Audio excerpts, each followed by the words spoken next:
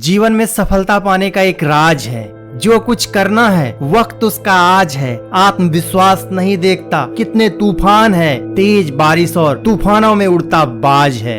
इसलिए अगर तुम्हें कुछ बनना हो तो बाज बनना, क्योंकि बाज वो पक्षी है जो बारिश में बादलों को चीरते हुए उसके ऊपर चला जाता है। बारिश को चैलेंज करता है, बरस लो जितना बरसना है, और जैसे ही बारिश खत्म होती है फिर नीचे उतरकर बादलों को बरसने के लिए चैलेंज करता है और कहता है, ए आसमां बरस तुझे जितना बरसना है, मैं बाज हूँ, कभी बाज नहीं आऊंगा। ठीक ऐसे ही दोस्तों, हमें भी किसी भी परिस्थिति में नीचे नहीं दबना है, बल्कि बाज की तरह हमें परिस्थितियों को नीचे दबा कर रखना है। क्योंकि वो कहते हैं ना, बाज से क्यों बाजी लगाते हो साहब, हार जाओगे, इसके हौसले के सामने तुम कभी न टिक पाओगे। तो दोस्तों, आज हम इस वीडियो में आपको बाज की 5 ऐसे गुण के बारे में बताऊंगा जिससे आपको सीखना चाहिए।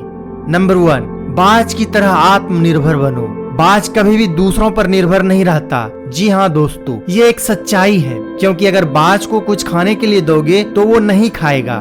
बाज खुद पर निर्भर रहता है और जीवित रहने के लिए, अपने पेट को भरने के लिए खुद शिकार करता है। वह दूसरे का शिकार किया हुआ भोजन कभी भी स्वीकार नहीं करता। वह अपने लिए भोजन खुद जुटाता है। दोस्तों, बाज का इस एटीट्यूड से हमें यह सीखने को मिलता है कि हमें आत्मनिर्भर बनना चाहिए। हमें किसी भी काम के लिए ना तो दूसरे पर निर्भर रहना चाहिए और ना ही आगे बढ़ने के लिए किसी का सहारा लेना चाहिए। नंबर 2, बाज की तरह सोच रखो।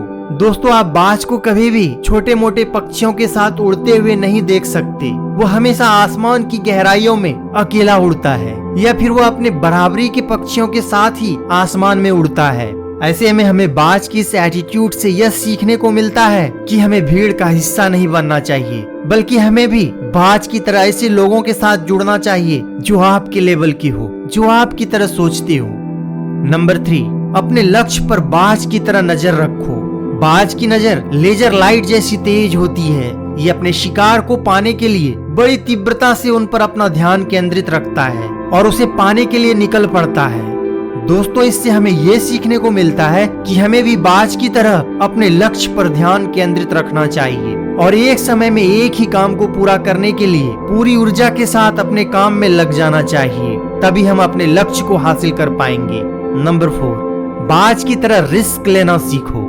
जहां आप 20 से 25 साल की उम्र में रिस्क लेने से डर रहे हो, वहीं एक बाज के बच्चे की जीवन की शुरुआत ही रिस्क से होती है। अन्य पक्षियों के बच्चे जहां अपने घोंसले में बैठकर चहचहाना सीखते हैं, उस वक्त बाज अपने बच्चे को दोनों पंजे में दबाकर आसमान की गहराई में उड़ जाता है और उसे बताता है कि तुम आसमान की गहराइयों में उड़ने के लिए बने हो, तुम पक्षियों के राजा हो।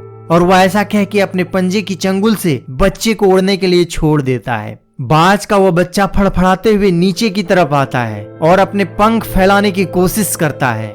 जैसे ही बाज का वो बच्चा जमीन तक पहुंचने वाला होता है, तभी अचानक बाज अपने छोटे से बच्चे को पंजे में लेकर फिर से आसमान की गहराइयों में उड़ जाता है।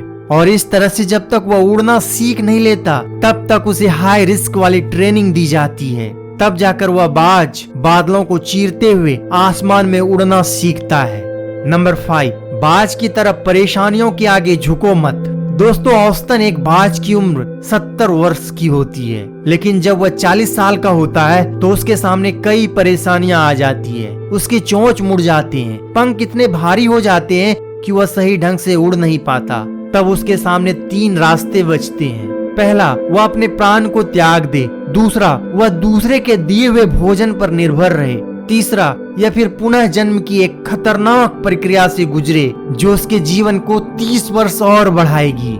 यह प्रक्रिया बहुत ही पेनफुल होता है। इसमें वह अपने मुड़े हुए चोंच को पत्थरों से टक्कर मार मार कर तोड़ देता है, ताकि फिर से दोबारा नए चोंच आ सके। जब दोबारा नए चोंच आते हैं, उन्हीं नए चोंचों से अपने दोनों पंजे को काट देता है। जब नए पंजे आते हैं, तब इसके बाद बाज अपनी भारी विशाल पंख, जो उन्हें आसमान की गहराई में उड़ने नहीं देती, उन्हें एक एक करके काटना शुरू कर देता है। इसके बाद बाज नए पंख आने का इंतजार करता है। इस पूरी प्रक्रिया में पूरे 5 महीने लगते हैं, जिसमें बाज को बहुत पीड़ा सहनी पड़ती है। तब जाकर उसका फिर से पुनः जन्म होता है और पहले की तरह फिर से उड़ पाता है। दोस्तों, बाज के इस जीवन से हमें यह सीखने को मिलता है कि बिना किसी दर्द के, बिना किसी बलिदान के ना ही हम अपने जीवन में परिवर्तन ला सकते हैं और ना ही सफलता प्राप्त कर सकते हैं। दोस्तों, यदि आपको बाज के जीवन से कुछ सीखना हो तो आप बाज का कौन सा गुण अपनाएंगे, हमें कमेंट करके जरूर बताइए। और यदि आपको ये वीडियो अच्छी लगी तो वीडियो को लाइक करें, शेयर करें और चैनल को सब्सक्राइब करना ना भूलें। Thanks for watching.